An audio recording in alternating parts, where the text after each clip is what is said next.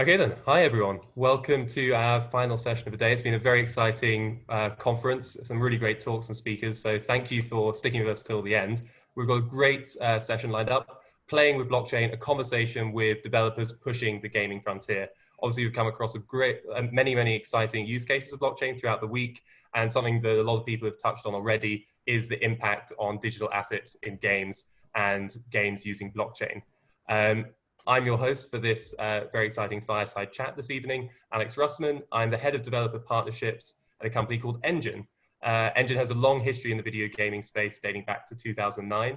But since 2017, we've been building a platform allowing game developers to very easily leverage blockchain into their game projects. And I'm joined this evening by Savas from Blockpenio and Cindy from Touch Our Games to talk about the projects that they're working on and the projects that they're integrating blockchain into using the Engine platform. So I speak to Cindy and Savas a lot, so I'm not going to ask you how you guys are. I think we'll jump right into the meat of the content. Everyone's very excited to hear about these use cases. One final thing to point out to the audience, please do use the Q&A chat to post your questions, and all three of us will be trying to get back answers to those questions. So I think we'll kick it right off. I'd like to hear from first Cindy and then Savas, who you are, what is your background, and what are you working on, basically. Let's introduce you to the audience, please. Sure. Well, my name is Cindy Gomez. I'm one of the co-founders of Touch Hour. You could say I was baptized into gaming back in 2003 when I did vocals for Prince of Persia. And then in 2008, I ended up becoming the first artist because I'm also a singer-songwriter, as well as having a degree in business from University of Toronto. I was signed to Interscope and Universal Records. And then in 2008, I got my feet wet in the gaming space again, where I released my first album on a video game, Street Dancing with Nokia. And that's actually how I met our CEO, Ralph Lemke, who was head of European gaming development. And we had a lot of synergies. And so somehow all these years, we're now, fast forward to today, we're working on two games, Nine Lives Arena and My Oogie. It's a cross-platform gaming experience. Awesome. And over to you, Savas. Hello, Alex. Thanks for having me today. My name is Savas Lazopoulos. I'm the founder of Blockpenio and the creator of the Six Dragons. My experience is in IT department. I was an IT manager in the maritime industry. Of course, I'm a gamer for over 20 years, and the past few years I have dedicated my tech knowledge and passion for blockchain and gaming to build unique gaming experience. Currently, we are developing our flagship title, The Six Dragons, an open world RPG running on Ethereum network using the Engine platform. Wonderful. And how you describe your game in a few sentences, Savas? What would be your sort of elevator pitch? So the Six Dragons is a classic RPG. It has leveling, dungeon crawling, epic boss fights, a huge open world, open classes, crafting, a lot of loot. It's your go-to RPG experience with blockchain on top. The Six Dragons started as a single-player game, but we are currently moving into a multiplayer environment, and we already implemented features that players can interact with each other, such as the blacksmith service, which players can act as blacksmiths and be rewarded. Excellent.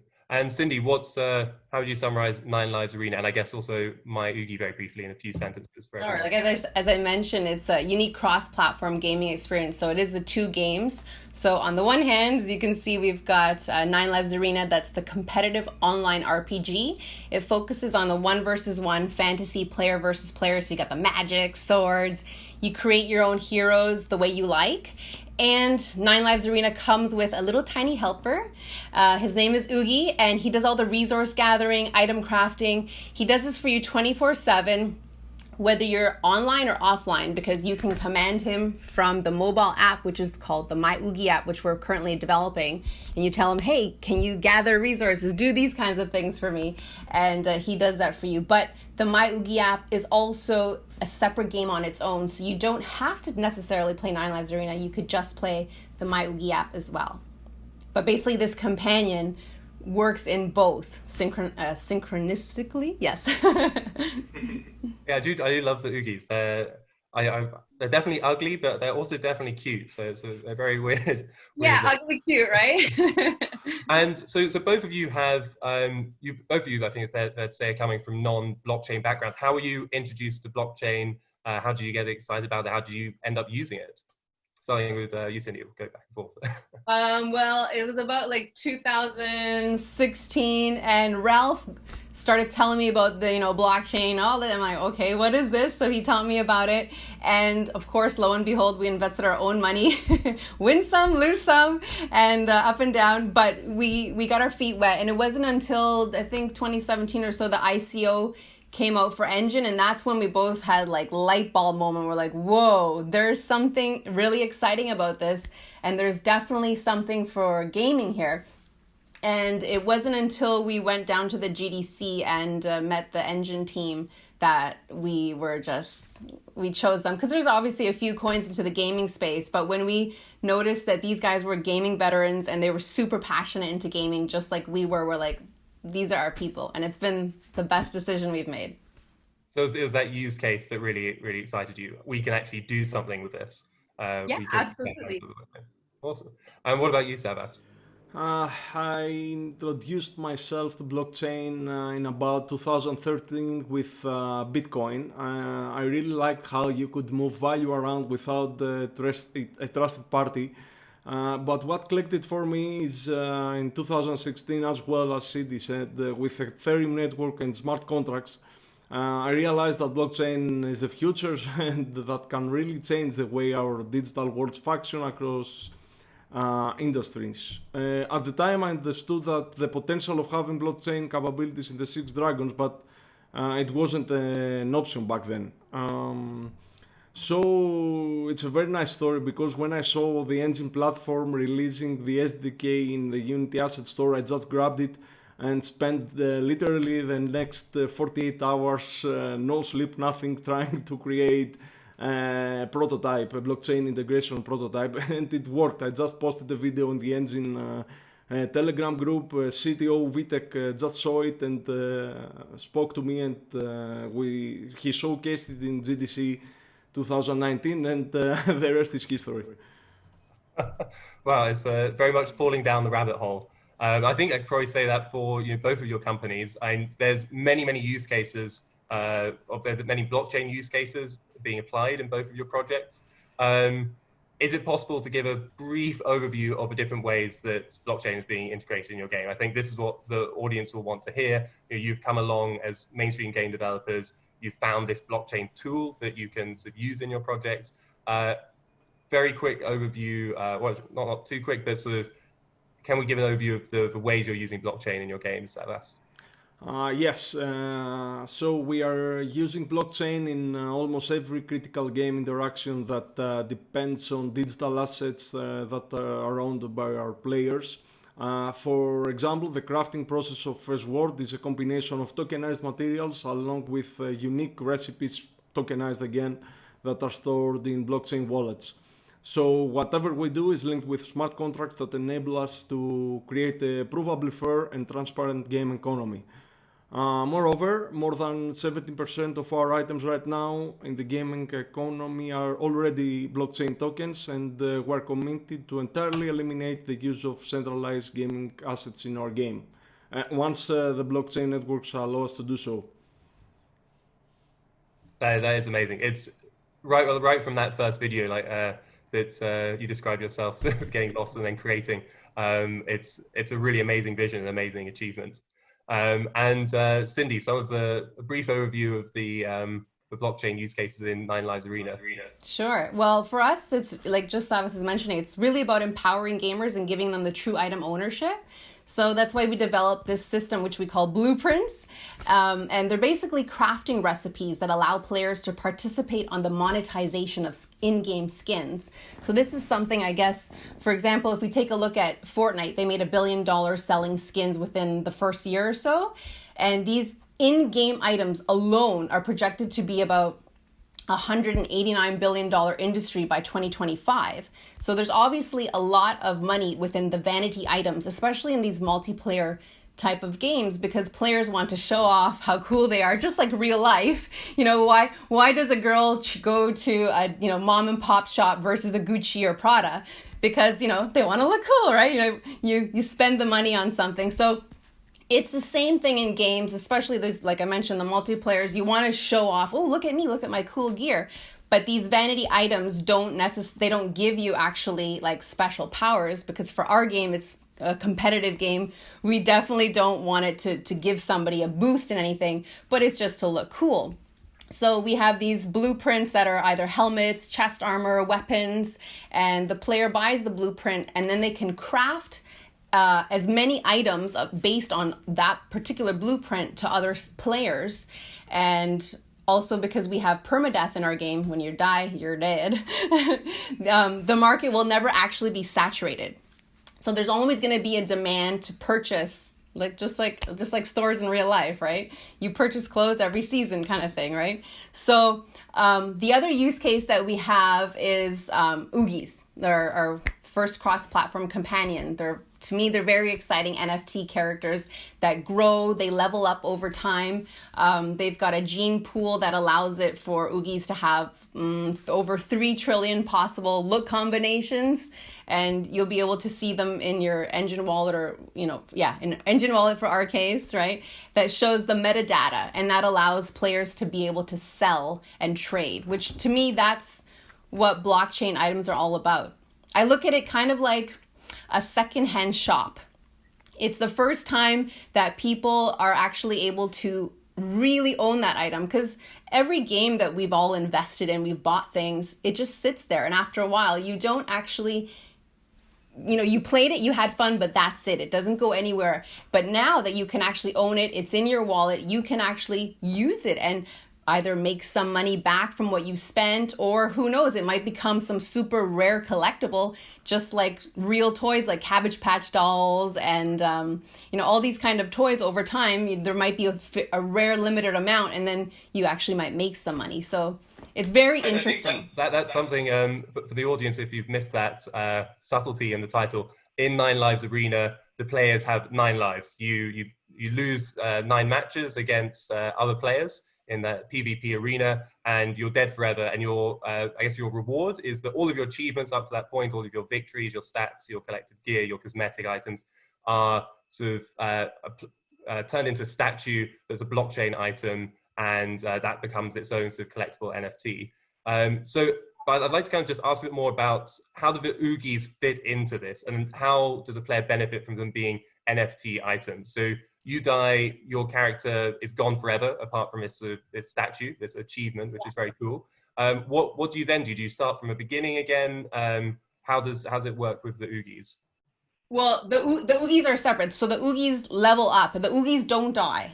That's only your hero that dies. So the Oogie will always level up, and as I said, you see the metadata within the actual the engine wallet, right? And also within the game you see. So he comes with, say, for example, anger issues, immune system, luck, and that will always be leveling up. The Oogie does not go down in levels. So just your hero, when he dies, the slot opens up, but you can build your hero quite rapidly. We don't have it where it's like a long period of time, because that would be boring and that would suck. You can do it rather quickly, and you've already learned from the last time you played, because you build your character in our game, you think, I like this a little bit more. I want to use these spells as opposed to this one. And I think this is going to get me to be on the leaderboards and be, the top rated gamer in this particular game.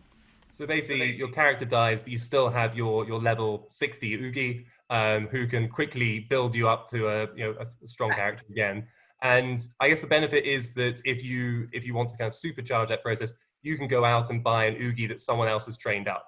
because they can trade it to you over the blockchain. That's really exciting. It's like, and like you say, there's just two parts. There was two games to engage in. You can have people who are just in the arena fighting, and people who are just training up Oogies as basically Tamagotchi fans meets your hardcore PvP fans.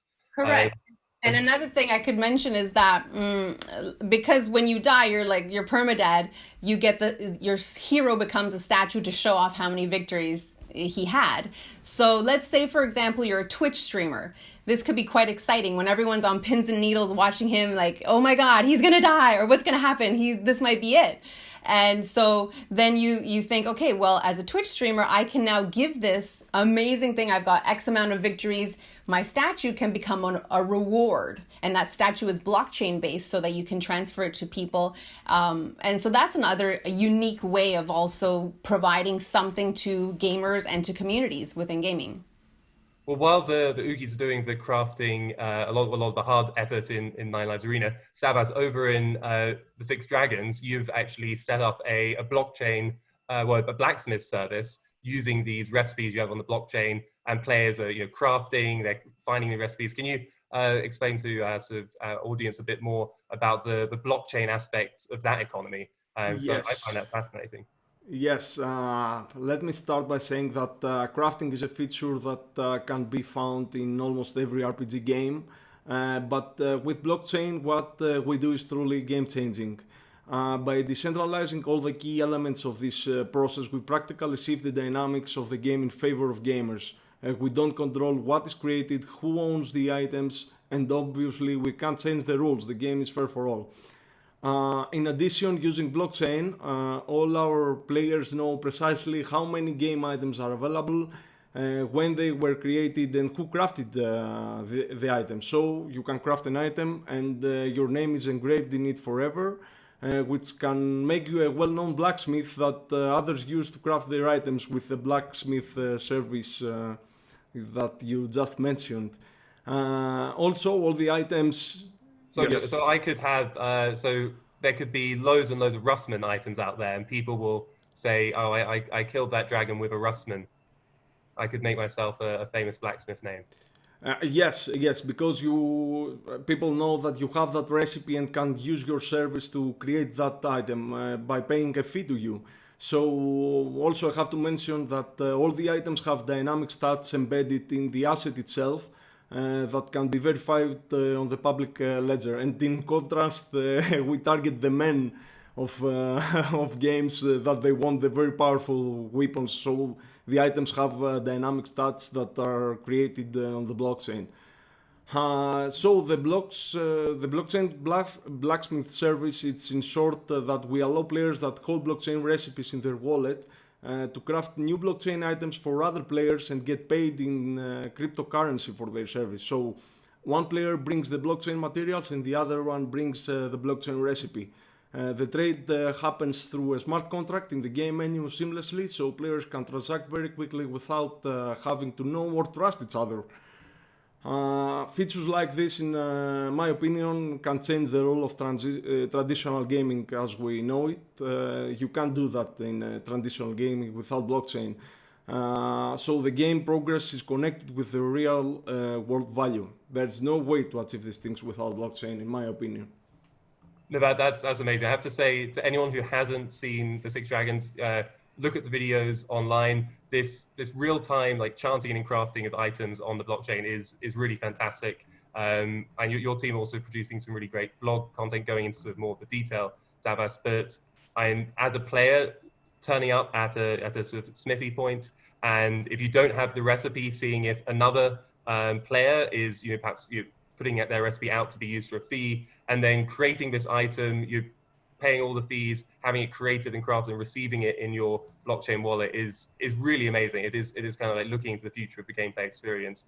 And right from that first video that was shown at GDC, it's been a hugely exciting concept that you're bringing to reality. And I definitely get carried away about this. You've got a big open alpha going on that's just launched. You have a very active community who's very engaged with the project. What are the things that they're loving about it? What are the sort of things that they're playing with, enjoying the most, giving the best feedback on? Yeah, of course, crafting and chanting, they love it. But I think our gamers really love the opportunity to hold in their blockchain wallets all these game items, their progress, and in a way, their time spent in the game, they hold it there. Moreover, the idea that gamers can make a profit from their game achievements is definitely an attractive narrative. Play to earn is an exciting concept, and we're trying to integrate it into our game. However, our priority remains to design a great gaming experience first, and as I said in the beginning, after all, the Six Dragons was created as a traditional game, and blockchain came after. And that's it really shows through. I mean, well, I have to say, I did die very quickly in the forest on my first try as a by a black spider or something. So it's a challenging game, as is Nine Lives Arena. And Cindy, you have a very active community. I think I spoke to Ralph before, and I think it's now when he jumps into the game, I think he doesn't survive very long. There's always a match to be found, and your community really understand the game. And provide a lot of enjoyment there. What are the features that they're enjoying the most, giving the best feedback on? Because clearly there's always a community in there engaged with everything. Well, they obviously they love the fighting and the competitiveness, getting on the leaderboards to see who's better than the other. So there's some people who spent over 1,000 hours, and it just keeps going up. But they really love the blueprints. They love the fact that they can trade with each other. They're very unique and rare. That they know that in future, if they hold on to them, they'll be able to craft, and then they can become the crafters and make money off of that in future to sell to other people that are looking not to buy the blueprint, but just one particular item. So that in-game monetization, as Savas mentioned, that's a really big plus for everyone, and I think that's very unique, and that's one of the reasons we really love blockchain. They also really love the Oogies. Right now we've got this little competition on the leaderboard for specifically Oogies, where they can level them up to level 60. So people are I want to be there first. So that's a lot of fun. They are these like little collectible pets. I still need to actually train up mine. I need to work out to do that. They're very ugly, but I love them to pieces. Yeah. I think definitely one of the takeaways for me is it's this degree of personalization, whether it's the cosmetics you mentioned or Savas, the personalization of these highly powerful sort of items you have. In terms of mainstream gamers coming to your game, Savas, you mentioned that this started off as a game that you then pulled blockchain elements into. For mainstream gamers, what's going to be innovative for them? What's going to attract them to your game? This is a very nice question. I truly believe that gaming can be a gateway for blockchain adoption as a whole, since it makes so much sense to use it with blockchain. People can just start playing a game and get introduced to blockchain, and they don't even know it, and they use blockchain. So at this point right now, that real games like the Six Dragons, Nine Lives Arena, Age of Rust, and many others can attract these mainstream gamers for their gameplay, graphics, and everything a mainstream gamer wants from a game. And all of this with blockchain capabilities on top. So as games kinda peaked in graphics and frames and everything right now, I really believe that true next-gen gaming will be about blockchain because it offers unique experiences not possible without it. I have to agree with that, and I think you probably agree with that, Cindy. 100%. Which aspects do you think are going to be innovative and exciting for mainstream gamers who are thinking, "Ooh, hardcore PvP, that's my kind of thing. Ooh, these are things I haven't come across." What's going to get them most excited and drawn in? To me, really, it's really just the main thing is that true item ownership. The fact that you own it. It's not in a game. It's yours, and you can sell it. You can trade it. That to me is like by far the most exciting thing.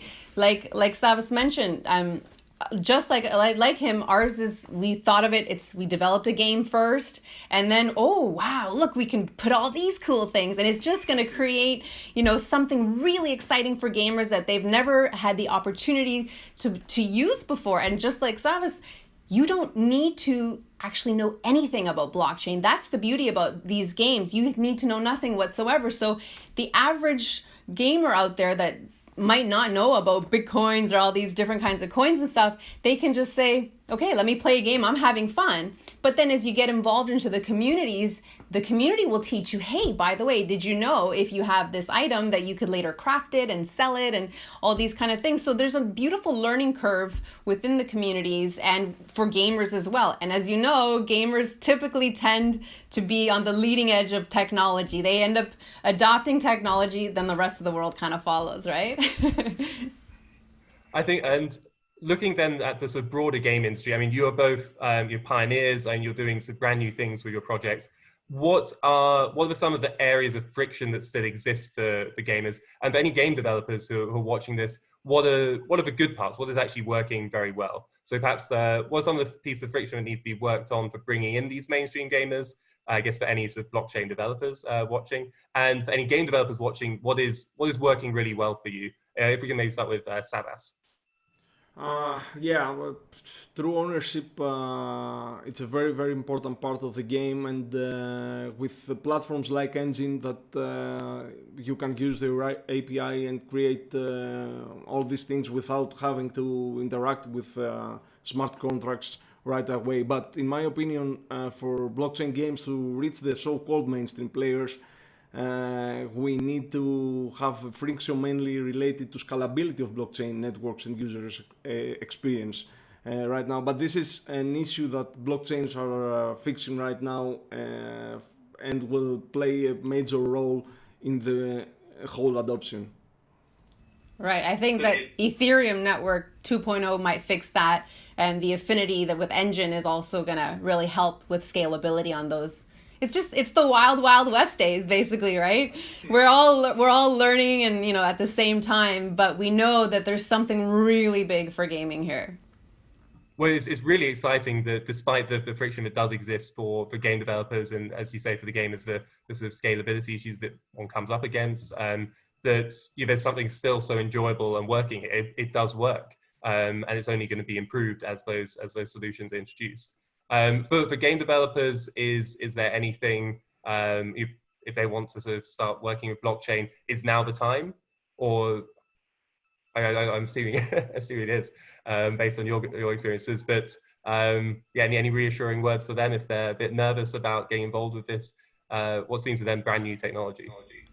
Well, I would say, like, for us, we don't really deal with the smart contracts, and that's why we really love the Engine platform, because it's a plug and play. Like, if we're on Unreal Engine 4. I know that other games are on Unreal Unity, and you guys already have a whole an actual developer's app for Unity, and it's just literally plug and play. A little bit of obviously there's a learning curve and everything, but it's not so massive, and it's not that hard, guys. It's really cool. It's honestly, it's going to be one of the best things, because once you give, I personally think that the future is these in-game microtransactions. That's where the future of a blockchain for gaming specifically is going to go.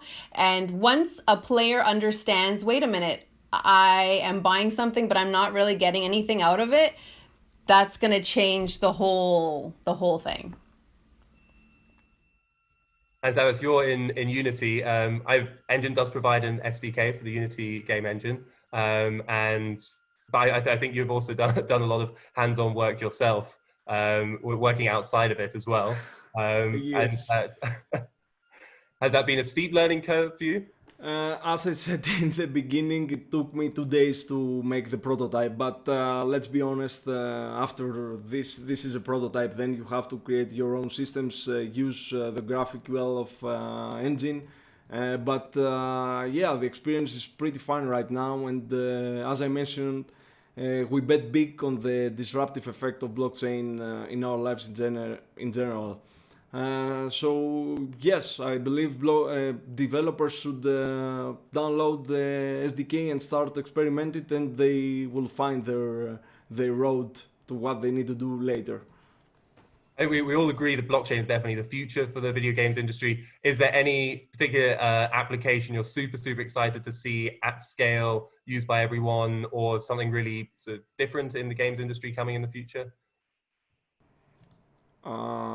Yes, I mean, as I said, gaming is a huge industry. So if we start using blockchain in gaming, I believe adoption will come as a whole. So yes, this is what I'm trying to do as a developer to bring players into blockchain.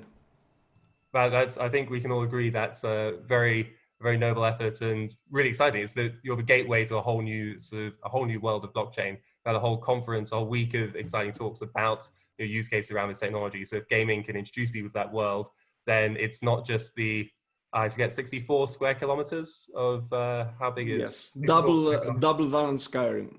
Double the size of Skyrim in Six Dragons. And Cindy, what are you excited to see if we fast forward a few years? Yeah, being part of this whole brand new wave of adoption for blockchain, I think is pretty cool. Being part of, I guess, the pack that's helping lead the change in a way is exciting. I'm excited for the next bull run.